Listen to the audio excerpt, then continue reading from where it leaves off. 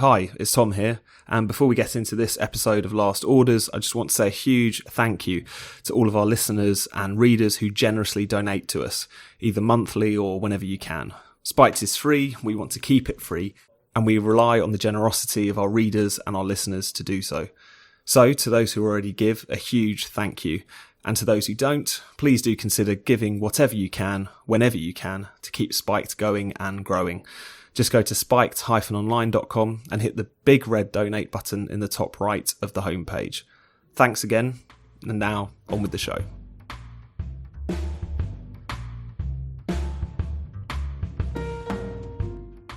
Welcome to Last Orders, the Spiked podcast on all things nanny state.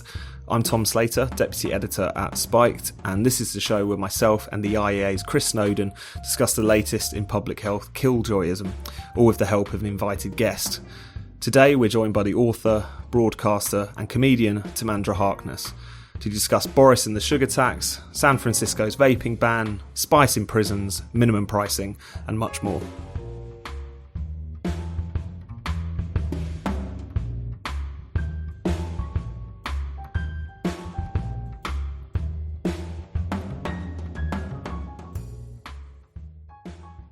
Hello and welcome to Last Orders, Spike's Nanny State podcast. I'm Tom Slater, and today, as ever, I'm joined by the IEA's Chris Snowdon. Hello, Chris. Hi, everybody. And our very special guest for today is the broadcaster, writer and comedian Timandra Harkness. Hello, Timandra. Hi. So to kick things off, Timandra, I hear you've got a new Edinburgh show all about risks. Do you want to tell us a little bit about it? Yes, please. It's called Take a Risk, and it's all about risk. It's turning out to be mainly me playing games with the audience and seeing what kind of risks they are willing to take. I realise saying that might put people off coming, or it might encourage people to come. It's hard to know. I realised I was very interested in risk from all sorts of directions. Obviously, the bit of me that did a maths degree just for kicks likes the kind of probability, mathematical, can we predict what's going to happen side. The human bit of me likes what goes on in our minds when we decide what risks to take. And then having looked at big data, especially and stats over the last few years, I realised that there's kind of two angles to it in society, like socially or politically, if you like. There is taking risks, so you decide that the future's uncertain, but you're going to go for something even though you don't know what the outcome's going to be because you think it's got potential. But there's being at risk, which is like a state that adheres to you, like a kind of miasma, just because you belong in a certain subpopulation. And then someone statistically says, oh, well, you know, you're 50% more likely to have a heart attack, your kids are half as likely to get good GCSEs, and that kind of thing. And I think that's quite interesting, that idea that when you take risks, it's like you're being active, you're taking control of your life. And when you're at risk, you're absolutely passive and stuff just happens to you. Am I right in thinking there's an electric shock machine involved in all this? There is an electric shock machine, which I happened to own for my previous show. And to be honest, that was the bit of the show that people found quite exciting. And even then, that was in my show Brain Sex, which was about the idea that, God, you know, I was ahead of my time. It was about the idea that men and women, do we have different brains? Is that what explains what's different? And I was exploring differences in appetite for risk. So I would get someone from the audience to gamble with me. And if they won money. And if they lost, they got electric shock. Brilliant. And where can people find it? What's the venue? What's the run? It's at the Roxy downstairs, which is venue 139. And it's on, I'm afraid it's 11:50 in the morning. It's a bit early. But to be electrocuted. You say that, you'd be surprised how many people are disappointed when they don't get electrocuted. Whatever time of day. There's a whole thing. Anyway, sorry, yeah, it's 11:50 in the morning. You've got a very distinctive audience, I think. Well, it's called Take a Risk, so I think it's going to be a bit self-selecting anyway. 11:50 in the morning starts the 31st of July, which is in itself terrifying. Brilliant. We look forward to that. Now, Chris, you don't have an Edinburgh show, unfortunately, but you did get a bit of good news recently. When the man who is all but certain to be our next Prime Minister, Boris Johnson, came out against sin taxes, calling for a review and causing a lot of consternation in the process. What did you make of all of that? Are you excited? I enjoyed the consternation. It's very exciting. I mean, all he did really was say that he's not minded to introduce a milkshake tax, which nobody had even thought about until about 3 months ago. And the government apparently has got plans to do such and maybe extend the sugar levy to food as well, as Dame Sally Davis would like to do before she leaves her post as Chief Medical Officer. So that's really all he said. He also said that he'd like to base taxes on evidence. Not a bad idea. And he'd like to have a bit of a review to see if things like the sugar levy do what they're supposed to do, which is reduce obesity. A lot of people seem to have forgotten that. They seem to think it's about making Ribena taste horrible, and that's a success in itself. And whether they clobber the poor. And he took a pretty sound line on it, saying, you know, I'm concerned that these kind of indirect stealth/sin taxes hit the poor, which they unequivocally do. There's really no denying that. But the squealing and howling from so many sections of the press and the public health campaigners was a joy to see. And it just shows you, it's kind of like, in a very small way, Brexit, you know, in that you have this journey. You know, it seems to a lot of people as if history just goes in one direction. And with the EU, it was just more and more kind of federalism. And with the nanny states, just more and more taxes and bans. And eventually we'll have plain packaged crisps and a chocolate bar will cost 10 quid. And that's just the way it's going to be, because that was the mentality. And then you get someone like Boris standing up, as you say, you know, a strong favourite to be the next Prime Minister, and says, I'm actually not that keen on this, and I'm not going to take this any further, and I might even go backwards. And people just can't get their head around it. And so you immediately get, the Labour Party was doing the whole who funds you thing, and good old Carol Cadwallader was saying that the sugar barons in Belize were close to Andy Wigmore. Andy Wigmore probably has met Boris Johnson. Just the fantastic stuff that, you know, the kind of thing the IA puts up with quite a bit. So, yeah, it's great to see people's head explode about it. I hope he does it. He's not known for being particularly reliable, but I hope he does it. Definitely a flip-flopper on this issue, because he used to back the sugar tax when he was Mayor of London, I think. I think he introduced it in the City Hall Cafe. Yeah, apparently Small experiment. But, Timandra, what did you make of all this? Do you think we're on the verge of a public health Brexit moment? I'd like to think so. But again, I mean, years ago, I voted Boris for Mayor of London because he seemed like he was a bit more relaxed about what we get up to in our private lives than Ken Livingstone, certainly. And then the first thing he did was ban drinking on the tube. So I'm not holding my breath. But it would be good it's good at least that he stood up and said, I'd like to see some evidence that this does what we wanted it to do before we keep introducing it, because the evidence for most of these things seems really shaky. I mean, there's kind of two things, aren't there? I mean, there is the question of, does it work? Does it do what we wanted it to do? And then there's the question of, even if it does work, is it right? Is it worth it? Yeah. To restrict what people can do if they choose to take risks? At huge expense. At expense to them. Exactly.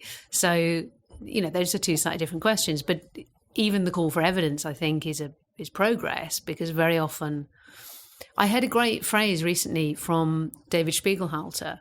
I did a book launch for his new book on statistics, which of course is great. And he used the phrase white hat bias, so that people who think that they're in the right, so people like public health campaigners, you know, want to save people from themselves, think, well, we're doing the right thing. So don't question us on the actual detail of what we're actually doing, because we're on the side of the goodies. And I think there's a lot of that in things like sugar taxes, where people say, well, you know, stop trying to look for evidence that this actually works, because it's obviously a good thing to do because we're in a good moral position. Whereas actually, if you looked at whether these things work, I think quite often they don't. Yeah, and the great example of that is, I think we've mentioned it before on a podcast, our old friend, the Reverend Mike Rayner, because there is going to be a review of the sugar tax. It's already underway. It'll be published at some point in the next year or two. But the job of reviewing it has been given for at least £1 million to various academics who all support the sugar tax or came up with the modelling in the first place that said it's going to work. And in the case of Mike Rayner, a guy who literally believes that God told him to bring about a sugar tax in Britain. And he's on the record saying that. So I question how impartial this review is going to be. I agree with Boris, it should be reviewed. Steady on. But it is being reviewed. And, you know, I could write that review for them now. You know, I know what they're going to say, regardless of what happens. They'll say, at the very least, obesity would have gone up more Had it not been for the sugar tax, which is always a great get-out-of-jail card, even if Beastie skyrockets, they could say, well, it would have gone even higher. Well, yeah, well, I mean, that's the problem with ecological studies. Unless you randomised half the places in the UK to have a sugar tax and the other half not to, and went back and weighed people and but that's found out. But you never can tell what would have happened if you didn't do it. But I agree with you. Asking the people who came up with the policy to do the impartial review do it seems all the time. a bit lazy. Well, corrupt, I would say. Yeah, corrupt. We very nearly started on a good news story, but that quickly turned to bad. So let's move on to another bad news story. And the first topic we're going to talk about today in depth is the news that San Francisco has become the first city in the US to ban the sale of e-cigarettes. Officials voted recently for this ban, not only in shops in San Francisco selling them, but also online retailers actually delivering them to places in San Francisco. Particularly interesting given the fact that Juul Labs, which is the biggest manufacturer of e-cigs in the US by a country mile, is actually based in San Francisco, as well as the fact that once upon a time it, as a city, obviously had a reputation as being a little bit libertine, a little bit about cutting loose. But Chris, can you tell us a little bit about this story? Kind of what's the background to it and why did they decide to go for this? Well, the background is really the dueling epidemic. You just mentioned Juul. It has a huge proportion of the market apparently over there. Now, Juul, if you don't know it, listeners, is usually compared to a USB stick. It's basically thin and rectangular and therefore is slightly less unattractive than the kind of e-cigarette that I use, big old bulky things. It also makes it quite good for stealth vaping, so you can hold it in your hand quite subtly and have a quick toke on it. Is it like my granddad used to do the rollies, where you can hold it inside your hand? And exactly. Get a little, it's exactly like nobody that, yeah. can see and then it. you can slip into your top pocket or whatever. It's you can't do that with rollies. No, true. Very unobtrusive. And as a result, partly of that, apparently quite a lot of high school students have been getting onto the Juul and they're vaping in class. Apparently. Now, I don't know how much truth there is in this, whether it's a big moral panic or what, but I think there's certainly at least a gem of truth in the fact that younger people are Juuling and possibly they wouldn't be using e-cigarettes were they not Juuling. Now, in America, because they're so weird over there, they classify e-cigarettes as tobacco products. And that's been very good for the scaremongers because they're able to claim that tobacco use has rocketed up amongst high school students. In actual fact, if you drill into the figures a little bit, you'll see smoking has plummeted at the same time as e-cigarette use has gone up. And a lot of people who are classified as e-cigarette users are people who've used it once in their lifetime or once in the last year. They're not necessarily using it very often, and I don't think many of them are. Moreover, they are not progressing on to cigarettes, and the statistics show that pretty clearly. But that hasn't stopped this massive panic about vaping. So there is a push in America to increase the age at which you can start buying tobacco products to 21. This is not really aimed actually at cigarettes. It's aimed at vaping, but they've classified the two as tobacco products. And San Francisco has gone one step further. This ban is only aimed at vaping. You can still buy cigarettes from the age, I think, of 18, certainly 21, but you won't be able to ban vaping products. And San Francisco is just one of the worst places in the world, as far as I'm concerned. I wrote an article recently. I started off by saying that since the fall of the ISIS caliphate, it's left to San Francisco to resist the Enlightenment. And they're doing a pretty good job. They just ban things all the time. Everything's got a cancer warning on it. They're nuts. They're anti-scientific. They unspeakable people exist over in San Francisco. And plus, they've got the worst anti-smoking academics based in the university there. So they've really gone after vaping and have really revealed more explicitly than anywhere else in the States how mad the whole campaign is, that they are specifically now, they're not just trying to get rid of both tobacco and vaping, they are trying to get rid of specifically vaping because they think it's a gateway to tobacco, which it isn't. And Timandra, what do you make of all this? Because Matt Ridley wrote something about this particular story and he quoted the mayor of San Francisco who made this point that, tobacco is one of the greatest causes of death in this country. It's more deadly than AIDS, alcohol, car accidents, illegal drugs, murders, everything else combined. But then said he was going to ban not tobacco, but the thing that could actually get people off tobacco. What is it about e-cigarettes that seems to send allegedly, kind of pro-evidence public health people just completely off the deep end, completely the wrong way, and clamping down on something which, most scientists reckon, 95% more safe than cigarettes is a conservative estimate with e-cigarettes. Why is it that 5% apparently is enough reason to do this kind of crazy stuff? Well, I have the urge to slightly defend San Francisco in general, because I think they have some very good impulses. They're quite good on things like privacy, but I do agree with you on when it comes to health things and banning things. I don't know if it's a reaction against being hippies or if it's something from being hippies or what. I don't know where it comes from.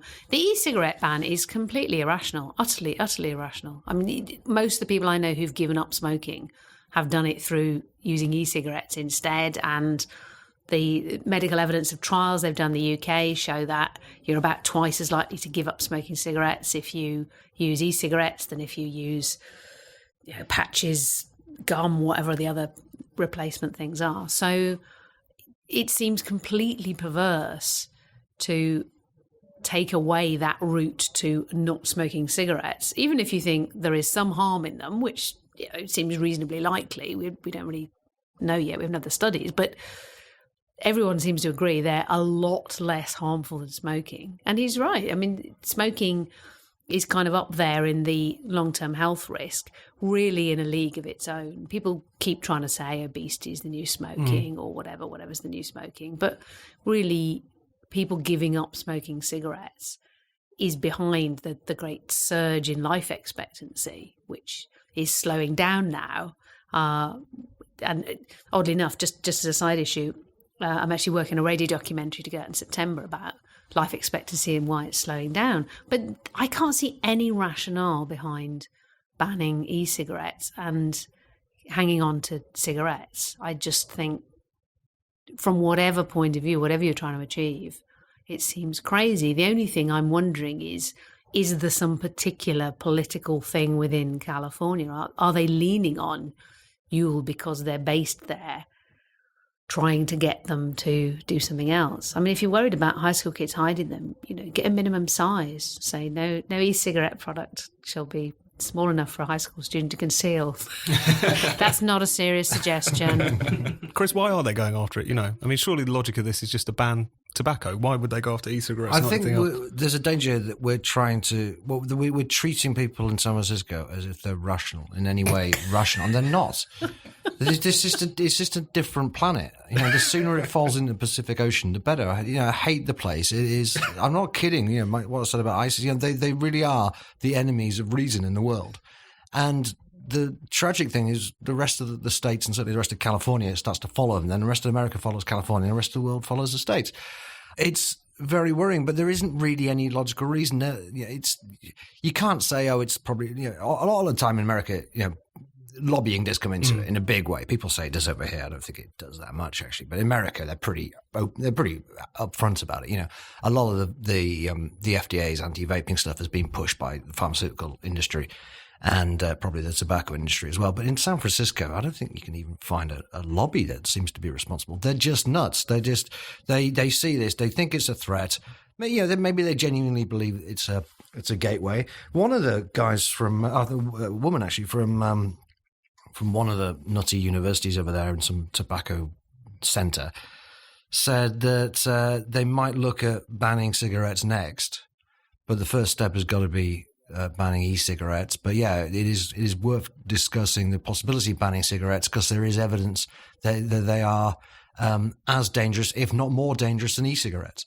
It's literally what she said. It's bonkers. They had an economist over there who was addressing the question of, is this ban on vaping going to negatively affect the economy? And he said, no, we don't think there's going to be any damage to the economy because the people who are currently buying e-cigarettes will just start buying cigarettes instead, so it's a wash. It's like, well, yeah, exactly. That's exactly what they'll do. Don't you see the problem with kind of the health policy here?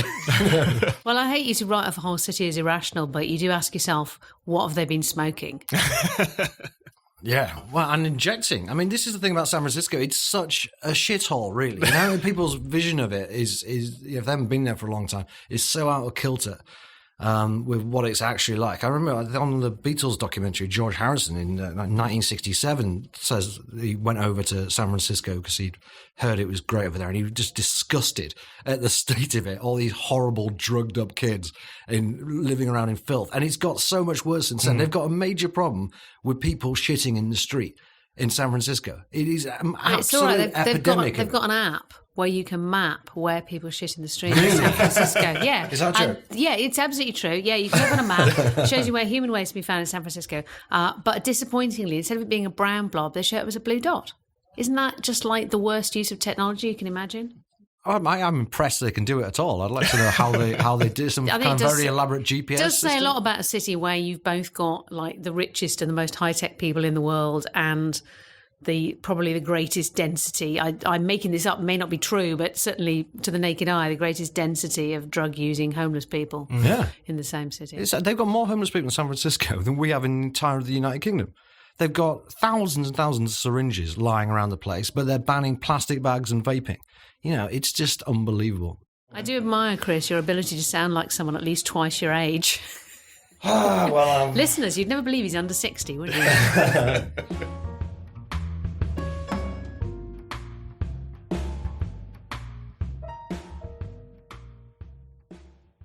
Hi, I hope you're enjoying the episode so far. And if you are, why not take a moment to leave us a rating and a review with your podcast provider?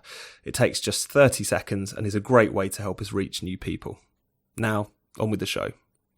So next up, let's talk about spice. So a recent survey of 1,600 members of prison staff in the UK has found that a third of prison officers and nurses have been falling ill as a result of inhaling secondhand smoke from this drug known as spice. Thousands of prisoners as well, we're told, are seeking medical attention each year after consuming the drug, which is said to, amongst other effects, make people violent and zombie-like.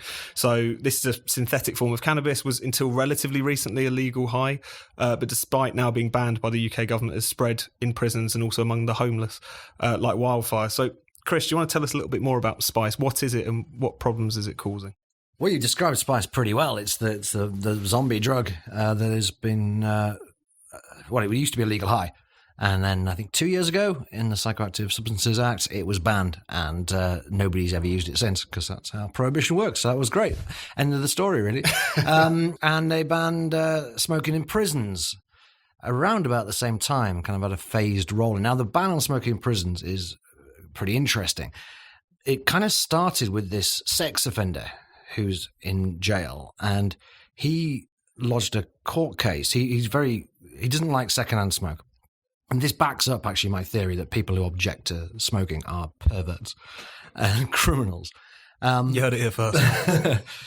But do you have any evidence for that? Well, it's N equals 1. Worried if you've got some anecdotes. The evidence is good enough for me. This guy's a sex offender and he's anti-smoking. And he wanted access to the whatever phone line it is that you can dob in people who are breaking the smoking ban, because people, he said, were smoking in the common areas of prisons. Now, the smoking ban 2006 banned smoking in the common areas, but you could still smoke in your cell. And Patricia Hewitt, remember her, health secretary at the time, she made it very clear that that was people's homes. We're not going to try banning smoking in people's homes. Nobody, including Action on Smoking Health, were asking for a ban in people's prison cells at the time. Okay, but things snowball. So this sex offender got involved, and it was an interesting case. It went back and forth, back and forth. He was essentially saying there should be a complete ban. And the government's defence was kind of weird. But in the end, the government won. It went to the High Court, then to the Appeals Court, and then December 2017, it went to the Supreme Court. And the Supreme Court said, effectively, that the smoking ban does not apply to Crown property, because it doesn't explicitly say that it does. And if the government had wanted it to apply to Crown property, it would have said so, and it hasn't, so it doesn't. So effectively, as I understand it, any government-owned building that says you can't smoke in it, that's not actually the law. Unless they've changed it. They might have changed it since December 2017, but I haven't heard about it. So it was this massive loophole.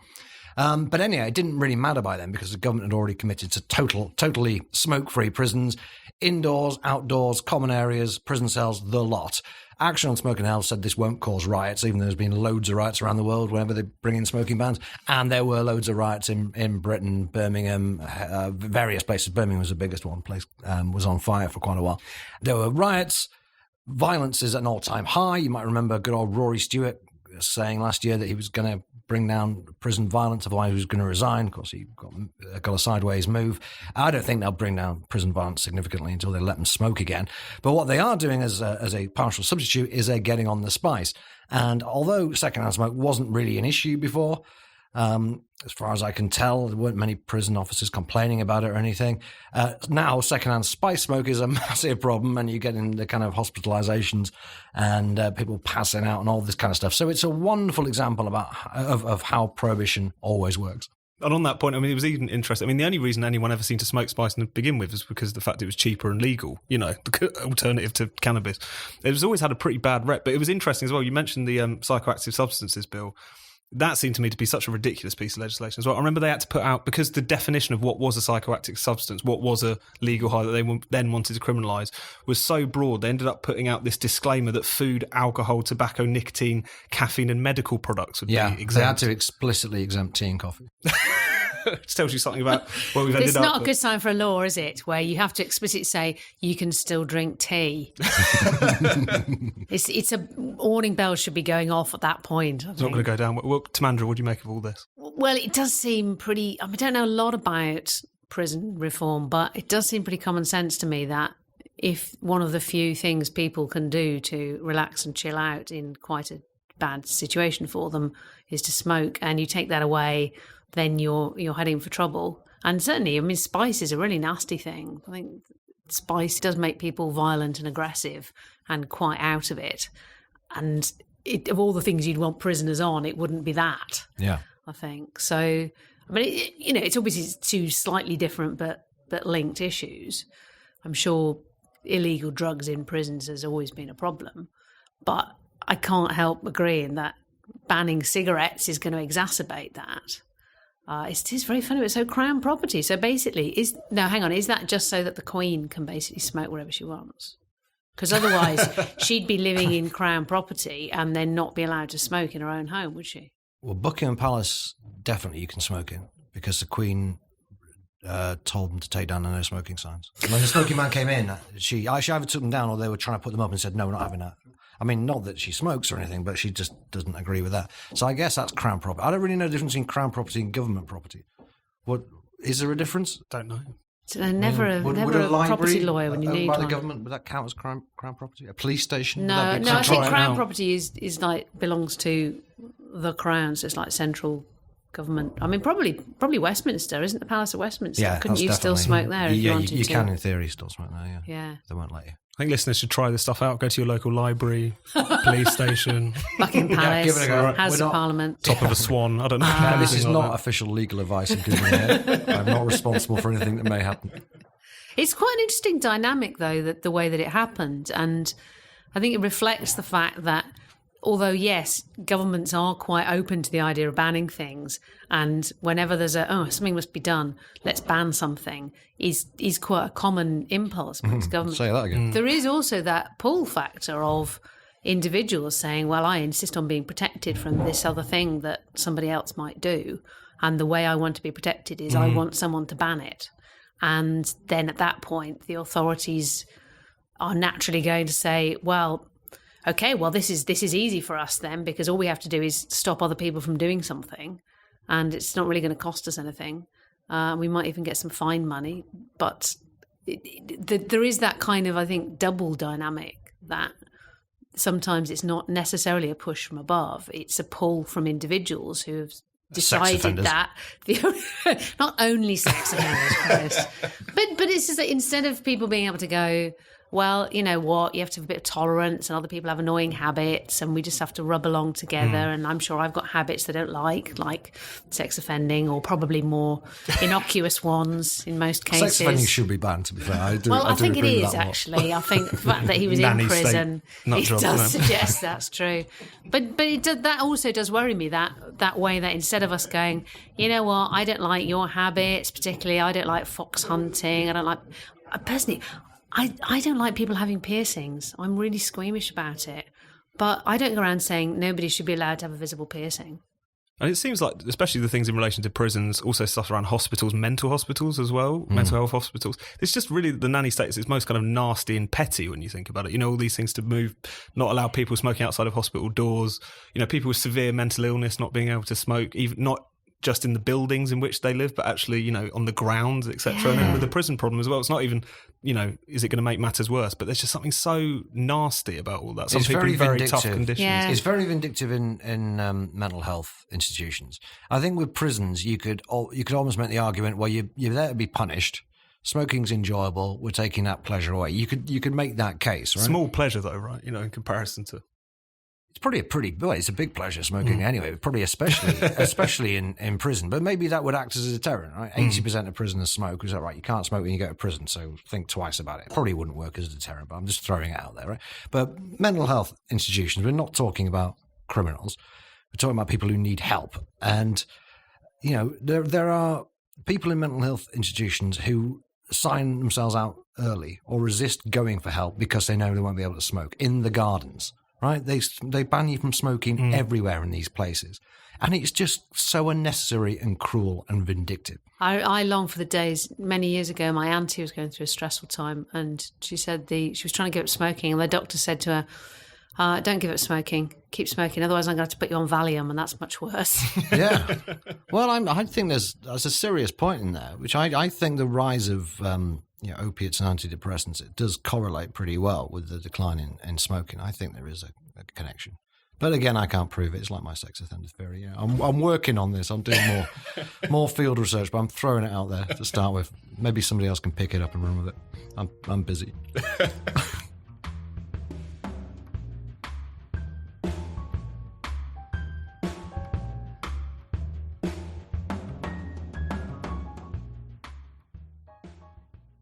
Last Orders, like all of Spike's podcasts, is free. There are no subscriptions, no bonus episodes for paying customers.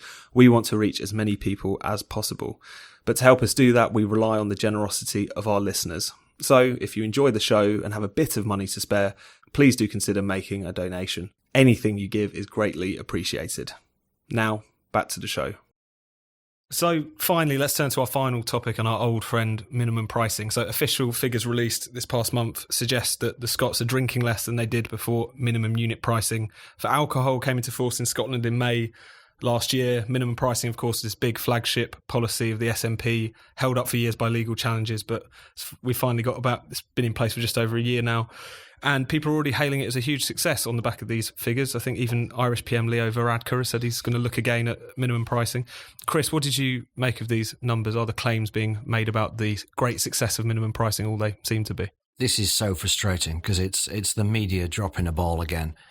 So we had the figures, the official figures for the amount of alcohol consumed per head in Scotland were published a couple of weeks ago, 2 or 3 weeks ago. And they were accompanied by a big press release and quotes from the Scottish Public Health Minister and various other people saying this is very encouraging because it had gone down. Per capita consumption had gone down by just under 3%.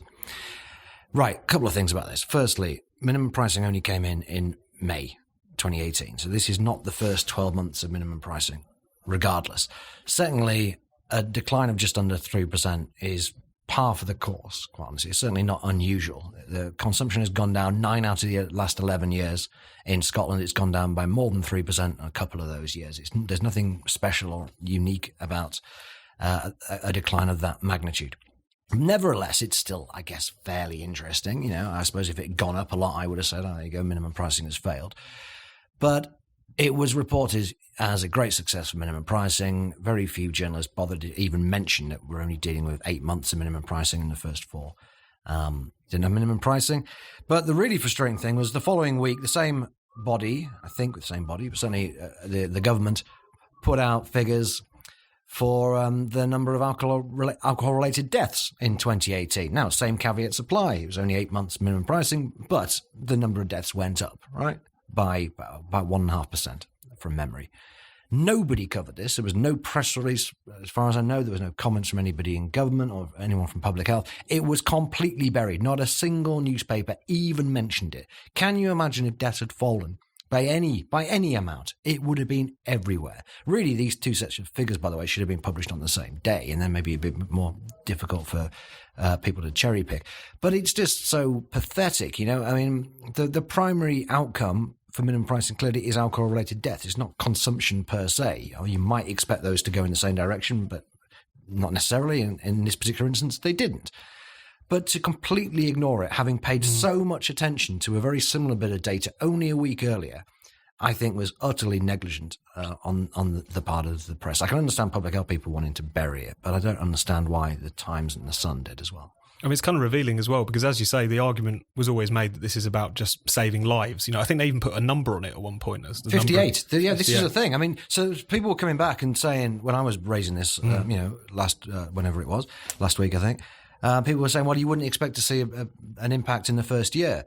There's a lag effect and all this kind of stuff. Well, actually, there isn't much of a lag effect with alcohol. It's quite interesting. The famous example that's often given is the First World War in France, where as soon as the war started, you had obviously a lot of young men were sent off to war. There was restrictions on food and alcohol, rationing and so on. And the number of liver cirrhosis deaths fell really sharply within a year. So you do actually see these kind of very immediate effects, not on everything, but on a lot of things. And so that's one of the reasons that the famous model that provided all the evidence essentially for this before it was introduced, they specified exactly 58 fewer deaths. They said there'd be however many fewer hospital admissions. They predicted a 3.5% decline in consumption. They predicted everything. Crime was going to go down by such and such. It was unbelievably specific. There weren't even confidence intervals in it. It was just 58. Exactly 58 deaths. So, yeah, they did predict an immediate effect. And from what we can tell, there wasn't one. I mean, the first thing is I'm surprised to hear that about the lack of lag, because my instinct, and if I'd been a journalist looking at that, I would have said, well, I wouldn't expect them to go, even if this was working to reduce drinking, I wouldn't expect it to have any impact on deaths for a number of years. Well, the theory is that you get people who are basically teetering on the brink of death. Well, no, seriously. So you get people who they've been drinking a lot for a long time, but the liver's a very robust organ. If you just cut down or stop... If you cut down, then you're unlikely to die in the short term. I mean, obviously, there's obviously poisoning deaths where you just... And that is what I've actually got binge drink very and die acute immediately. instances. Yeah. But no, that's an interesting point, and I'm glad to learn it. Yeah, I mean, obviously, it's always very telling what figures they publish. I'd heard that consumption went up in Scotland immediately after the minimum alcohol pricing. That was a news story quite shortly afterwards, I think. So I'm not quite sure how that sits, because I also find it a bit unlikely that people knowing minimal alcohol pricing was coming in would wait to buy it afterwards. The only explanation I could think of would be maybe they're going over the border to buy it. I believe this anecdotally, this may have happened. There's a bit of that happening. There's two sets of figures. The ones you're talking about, which, they were publicised quite a bit. They're specifically the off-trade figures, the off-licences. Yeah, which would be the ones that would be hit by minimum pricing. Exactly, because pubs and clubs aren't affected by it. And the figures I've seen, and they haven't really been properly published online, rather frustratingly, because they're industry figures, but the figures I've seen and were reported correctly is that, yes, indeed, there was a rise in consumption in the first 6 months or so, which public health people then said, oh, well, that's because of the World Cup. And it was a very sunny summer, and we didn't factor in football tournaments being played every 2 years into our model. And Scotland did very well in the World Cup. Yeah, Scotland got to the final, didn't it? So that's why it went up. Now the figures I've seen for the full year, it's hard to see whether they went up or down. Actually, they're very close to being either up or down, depending on how you kind of adjust it for population. Essentially, there's no real difference. So if the sales did fall, which I think they did, it's entirely because of the pub trade, which again is the opposite of what people predicted. I don't know if you remember, but quite a lot of campaigns were saying this is going to be great for pubs because we're going to narrow the gap between the off-trade and the on-trade. Everyone's going to go back into the pubs and start spending there. That was never going to happen, and it hasn't happened. The pub traders continue to just gradually slide towards the abyss. Which is a shame, really, because sociable drinking in pubs has great social benefits and indirect health benefits. So probably as many lives have been lost, she said off the top of her head with no evidence. No, I genuinely think probably more lives are lost when people live more isolated lives. And, there is actually some evidence for that. And getting together sociably and drinking in pubs is a big part of that in British culture. Yep. So it's... So the smoking ban has killed people, essentially, what you're saying. Yeah. Chris, Timandra, thank you very much. Thanks, Tom. Thank you.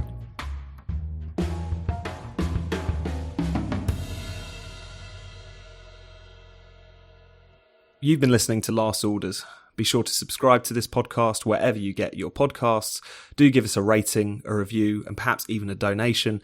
And if you're anywhere near Edinburgh next month, make sure you get yourself a ticket to Timandra Harkness's new show, Take a Risk, at the Assembly Roxy. To get tickets and to find out more, just go to takeariskshow.com. That's takeariskshow, all one word, .com. Thanks for listening. See you next time.